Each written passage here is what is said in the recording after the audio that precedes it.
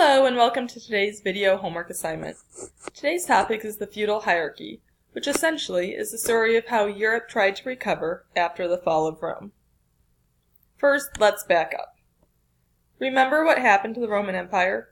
Rome was once a large, powerful empire that had spread across the entire Mediterranean region. That is, until three things happened. 1. Rome's emperors kept getting assassinated. 2. There were higher taxes, inflation, and the beginning of the system of bartering. And 3. There were foreign invasions from the Germanic tribes up north. So these political, economic, and foreign causes eventually led to the downfall and collapse of the Roman Empire in 410 AD. But now what? What's going to happen to all the people of the Roman Empire now that the Roman Empire doesn't exist? At this point, the Europeans are facing a lot of problems. There's no government, which means that there's no emperor, there's no senate, there's no laws, no citizenship, no rights. There's no military protection. There's no way to stop foreign attacks. There's no way to even stop crime. There's no money, which means no trade, no judges, no public programs, no fire brigades, no libraries, no police. You get the idea. So yeah, Europeans are now facing a lot of problems. So the people started to take care of themselves. Back when Rome was falling, many patricians had started to move their estates to the countryside, and that was a trend that continued to exist. In the countryside, the patricians rebuilt their households, staffed with workers, farmers, and servants. These estates were self-sustainable, which means that each estate could take care of all of their needs without any outside support. These estates could grow their own food, make their own goods, they created their own laws, and they defended their own land. So over time, the system of feudalism developed as a way to meet everyone's needs.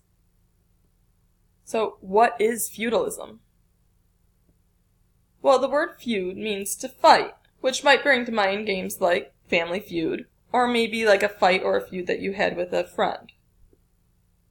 But the definition of feudalism is a little different. The official definition says that feudalism is a social system where people worked and fought for nobles in exchange for land, food, and protection. This is really, really important, so if you take nothing else from this video, remember this definition. Let's go over it again. Feudalism is a social system where people worked and fought for nobles in exchange for land, food, and protection. Got it? Let's break it down a little. So in feudalism, there are 4 social classes. There's a monarch, which is a king, a lord or a noble, a knight, which is like a soldier, and a serf, otherwise known as a peasant or a poor farmer. So it starts with the monarch. A monarch has a lot of power and a lot of land. So much land that it's difficult to rule over that much territory. So he divides the land among a lot of different lords. And these lords could be siblings or close allies or friends of the king. This land is called a manor. And a manor is like a mini kingdom. And in exchange, the lord gives the monarch his loyalty. He promises to defend him if needed. He promises to support his king in times of battle or hardship. And the lord oversees the entire manor. But the lord needs a lot of help to make sure that the manor runs effectively and efficiently. He needs food and goods, he needs shelter, protection, and so he relies on the help of other people to make this all happen. For example, the lord gives food and shelter to the knights. In exchange, the knights give protection and loyalty to the lord. The lord also gives land and protection to the serfs. And in exchange, the serfs provide the food that's given to the lord in the manor. The serf is tied to the land and has very limited rights.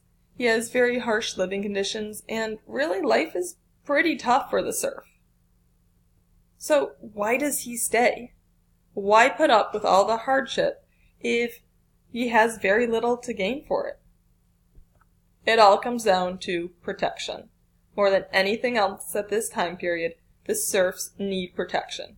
Everybody needs protection at this point. Remember those foreign invasions?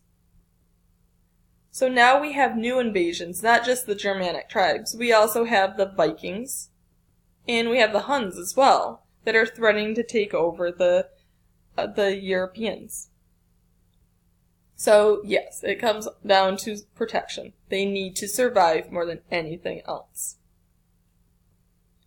And feudalism provided people their basic needs through this exchange of goods and services.